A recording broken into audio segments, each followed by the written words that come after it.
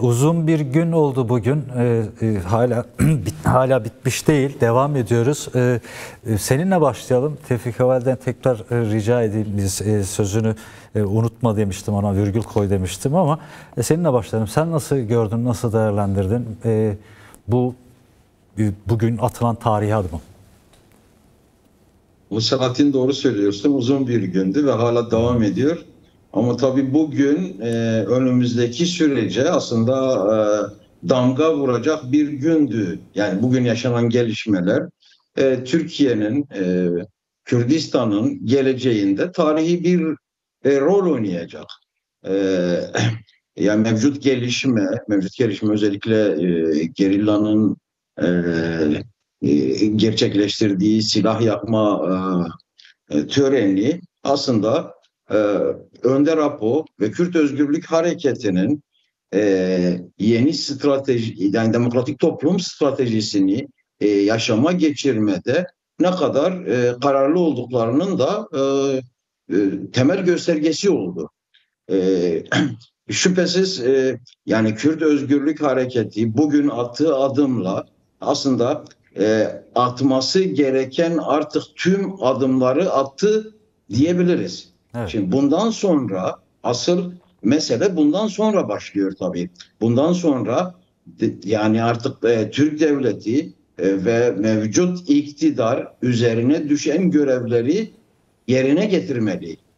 Çünkü yani bundan öte artık Kürt tarafının atabileceği herhangi bir adım kalmadı Eval Selahattin. Evet. Yani mevcut durumda yapılabilecek her şey Önder Apo'nun belirttiği çerçevede tümden yerine getirildi. Tereddütsüz yerine getirildi.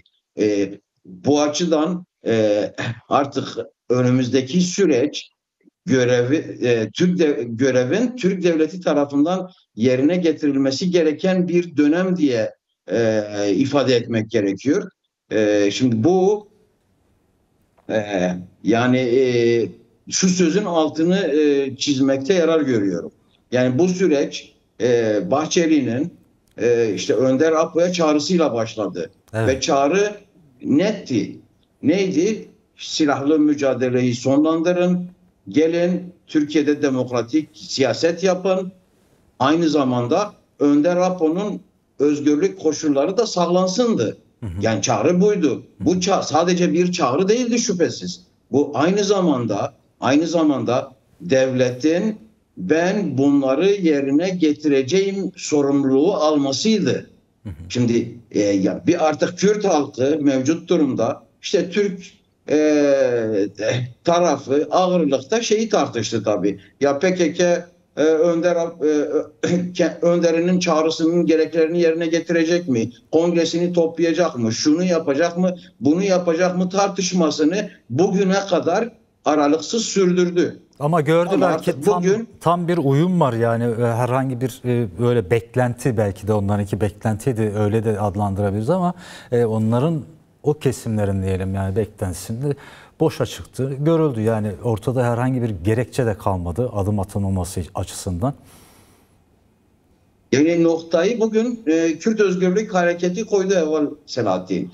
Biz Önder Apo'nun belirttiği demokratik toplum çağrısının bütün gereklerini tereddütsüz yerine getirdik. Getirmeye de devam edeceğiz. Ama hem Önder Apo'nun çağrısında hem bugünkü demokratik topluma katılım töreni yapan gerillaların basına ve kamuoyuna yaptığı açıklamada bir şeyin altı özellikle çiziliyor. Hukuki ve siyasi düzenlemelerin yapılması, yasal düzenlemeler'nin altı çiziliyor Eval Selahattin. İşte evet. Bugünden sonra artık hukuki ve siyasi düzenlemelerin yerine getirilmesi gerekiyor, yapılması gerekiyor. Yani şimdi Sayın Besi Ozat çok açık ifade etmiş. Geldik, işte ben KCK Yürütme Konseyi eş başkanı olarak buradayım. Evet. Silahımı yakıyorum ama silahımı yaktım. Peki özgür siyaset yapma imkanını bana sağlayacak olan Türkiye Büyük Millet Meclisi o zaman komisyonu toplasın. bu koşulların yasal bir düzenlemeyle gerçekleşmesini sağlasın dedi. Evet. Şimdi yani bunun dışında şimdi bu insanlar artık ne yapabilir? Bunun ötesi var mı diye sorduğumuzda bunun ötesinin olmadığını biliyoruz Selahattin. Yani ötesi yok. Artık mevcut durumda genel açıklamalara da baktığımızda aslında yani mevcut atılan adımın tarihi önemi hem uluslararası basında yapılan haberlere baktığımızda yine birçok uluslararası kurum ve kuruluş da konuyla ilgili açıklamalar yaptı. Yani Birleşmiş Milletler başta olmak üzere hepsinin açıklamalarında şu vurgu var Selahattin. Yani bu sürecin ilerleyebilmesi iki tarafın atacağı karşılıklı adımlarla mümkündür. Kürt tarafının attığı bu adım çok önemlidir. Tarihi önemdedir. Bunun karşılığında Türk Devleti'nin hızlıca gerekli düzenlemeleri yapması gerekir vurgusu var. Evet. Yani bunu sadece Kürtler söylemiyor. Yani bu atılan adımların karşılığının hukuki ve siyasi düzenlemelerin bu kapsamda yapılmasının zorunluluğunu sadece biz ifade etmiyoruz. Bütün dünya ifade ediyor. Aklı selim herkes bunu söylüyor zaten yani. O zaman bu süreci güçlendirecek, bu süreci daha ileriye taşıyacak açıklamaların yapılmasını önemli buluyorum. Şimdi yani Erdoğan'ın açıklamalarına baktığımızda, Bahçeli'nin açıklamalarına baktığımızda, Türkiye'deki birçok siyasi partinin yaptığı açıklamalara baktığımızda aslında yani atılan adımı olumlayan bir yaklaşım var. Ama hala çok net bunun karşılığında yapılması gereken hukuki düzenlemeler nedir, siyasal düzenlemeler nelerdir konusunda bir netlik göremiyoruz. Hatta yani bazı AKP sözcülerinin süreci hala gerçekten yani toksikleştiren sözleri var, açıklamaları var. Evet. Bunlardan vazgeçilmesi gerekiyor artık. Bugünden sonra en azından artık vazgeçilmesi gerekiyor. Bugüne kadar Kürtler yani süreci gerçekten zehirleyen açıklamalara tahammül ettiler. Ama bugünden sonra artık bu açıklamalardan özellikle iktidar cephesindeki bazı kişilerin vazgeçmeş gerekiyor. İsmet Eval, unutma kaldığın yerde bu konuya ilişkin olarak Tevfik, zamanımız daraldı. Eş bir şekilde dağıtmaya çalışıyorum. İsmet Eval, peki bu atılan tarihe adımın yani biz 1 Ekim'den itibaren başladı. Esas olarak 27 Şubat bu işin tarihi, başlangıç tarihi. 27 Şubat'tan bu yana yaşanan bu gelişmeler ve bugün de atılan bu tarihi adımın bölgeye etkisi, bölgesel anlamda Orta Doğu'daki etkileri neler olacak, nasıl olacak? Bu konuya dair değerlendirme ve yorumlarını da duymak isteriz. Sen de yakından takip ediyorsun. Keza bir yanda da Suriye, Kuzeydoğu Suriye, İran'da yaşananlar, Irak'ta olanlar da var. Bu çerçevede baktığımızda yani totalden bir bakış yaptığımızda neler görüyorsun? Yani bu adım öncelikle bütün Orta Doğu'yu değiştirecek bir adım. Evet. Değiştirdi daha doğrusu. Yani bu değişim süreci Orta Doğu'da başladı. Sadece Orta Doğu'yla mı sınırlı kalacak? Şüphesiz yani sadece Orta Doğu'yla da sınırlı kalacak bir değişim yaşanmayacak Selahattin. Yani Türkiye Cumhuriyeti'nin bütün dünya ile olan ilişkilerini kökten değiştirecek bir adım bu adım. Ama yani bunun gerçekten bu dediğim sonuca ulaşabilmesi için yani Türkiye'de işte bu projenin yaşama geçmesi gerekiyor. Tevfik arkadaş ifade etti. İşte yarın Türkiye Cumhurbaşkanı Erdoğan konuya ilişkin bir açıklama yapacak. Şimdi bu açıklama Önder Apo'nun yaptığı çağrıya bir cevap niteliğinde olursa, bu çağrının hukuki ve siyasi gereklerinin yerine getirilmesini ifade eden bir çağrı olursa, o zaman bu sonuçların ne kadar etkili olabileceğini çok daha iyi görebileceğiz. Yani sadece bunun sonuçları Kürtlerin yaşadığı 4 ülkeyi etkilemeyecek. Evet. Yani İran'ı, Irak'ı, Suriye'yi ve Türkiye'yi etkilemeyecek. Bir bütün Orta Doğu'da yeni bir çözüm yolunun da mümkün olduğunu öncelikle gösterecek. Yani çatışmanın dışında bir çözümün mümkün olduğunu gösterecek. Bütün Orta Doğu halklarına bunu gösterecek. Ama aynı zamanda ifade ettiğim gibi Türkiye'nin de mevcut pozisyonunu tümden değiştirecek yeni bir durum ortaya çıkaracak. Türkiye'nin Avrupa Birliği ile ilişkilerinden tutalım, bütün dünya ile olan ilişkilerinde yeni bir aşamaya geçilecek. Evet. Şimdi bütün bunlar yine de yani tüm bu aslında gelişmelerin yaşanabilmesi için yani Türkiye'nin stratejik rolü çok daha güçlenecek Eva Selahattin. Evet. Yani o yüzden ben özellikle dile ifade ettim. Şimdi ortak bir gelecek eğer Türkiye'de Kürt halkının ve Türk halkının ortak bir geleceği tasavvur ediliyorsa buna uygun bir dil kullanmak gerekiyor. Eğer Türkiye Cumhuriyeti Kürtlerin de cumhuriyeti olacaksa o zaman buna uygun bir söylemin geliştirilmesi gerekiyor. Ve en önemlisi sadece söylem yetmiyor. Bugüne kadar çok söylem duyduk. Evet. İşte en son Devlet Bahçeli Önder Apo'ya açıklamasında teşekkür etti. Yani söylediği sözlerin gereğini yerine getirdiğinin altını çizdi. O zaman bu şu anlama geliyor. Yani işte devleti temsil eden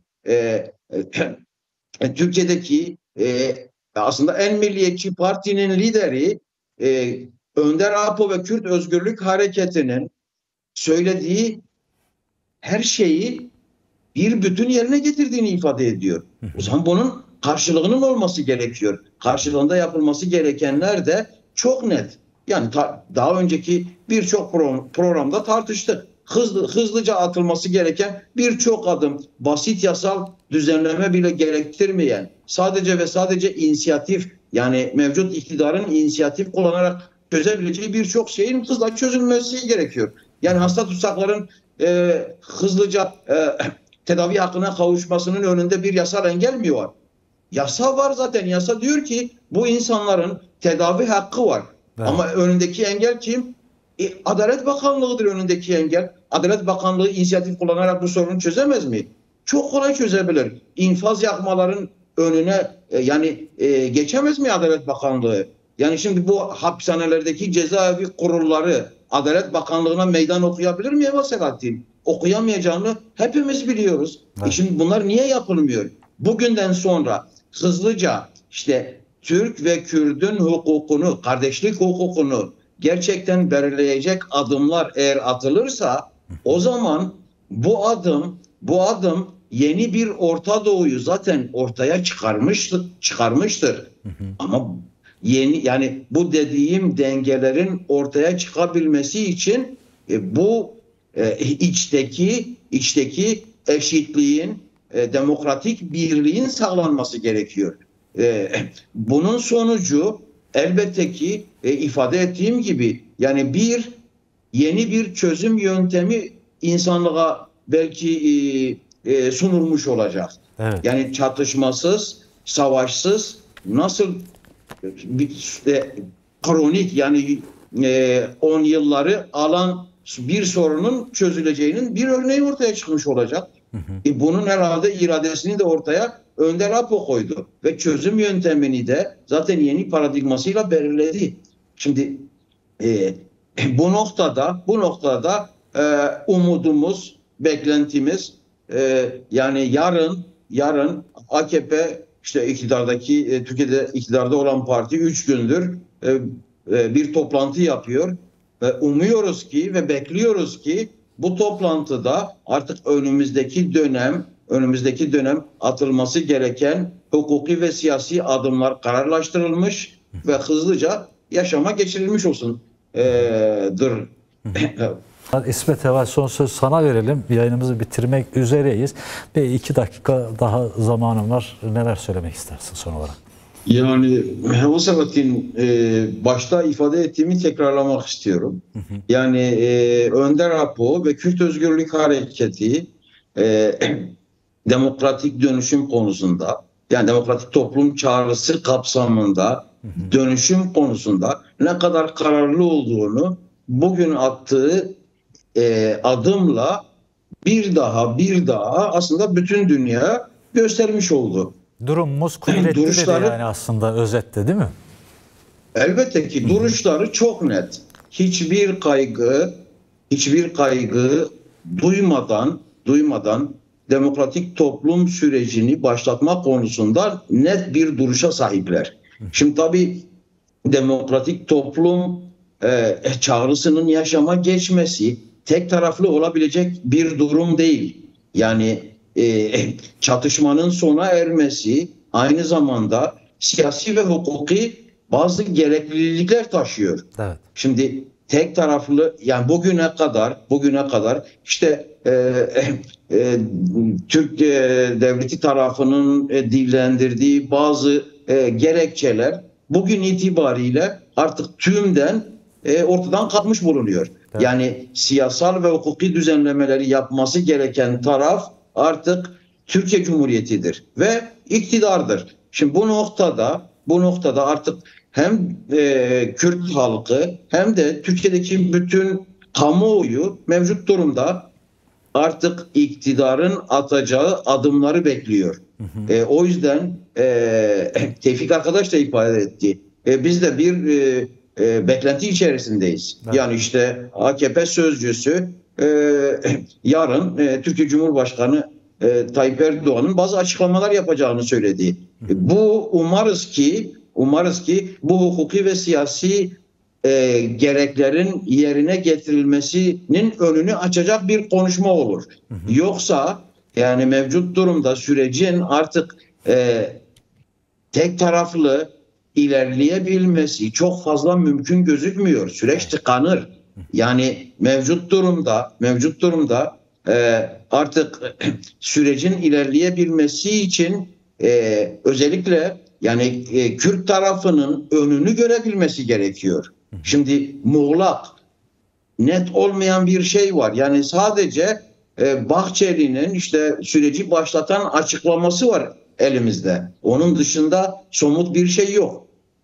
O açıklamayla madem bu süreç başladı, Önder Apo bu açıklamaya cevap verdi. O zaman o açıklamanın içeriğinin gerekleri artık yerine getirilmeli. Bütün Kürtler, sadece Kürtler değil bence, yani Türkiye'de yaşayan herkes mevcut sürecin başarıya ulaşmasını istiyor. Mevcut sürecin başarıya ulaşmasının artık bütün sorumluluğu iktidarda ve Türkiye'de mecliste grubu bulunan partilerin boynunadır. Evet. Komisyonun kurulması ve sürecin hızlandırılmasının temel sorumlusu artık AKP ve MHP, yanı sıra dediğim gibi Türkiye'de mecliste bulunan partilerdir. Onların vereceği katkı ve destektir. Eğer bu noktada devlet ve Türkiye Büyük Millet Meclisi yapması gereken sorumlulukları yerine getirirse önümüzdeki dönem umutlu olmamak için ben hiçbir şey görmüyorum. Engel görmüyorum. Umudumuz Önder Apo'nun demokratik toplum çağrısının gereklerinin yerine getirilmesi ve bu sürecin başarıya ulaşmasıdır. Önemli bir kritik süreç aşıldı. Artık çok somut adımların atılması gerekiyor diye düşünüyorum.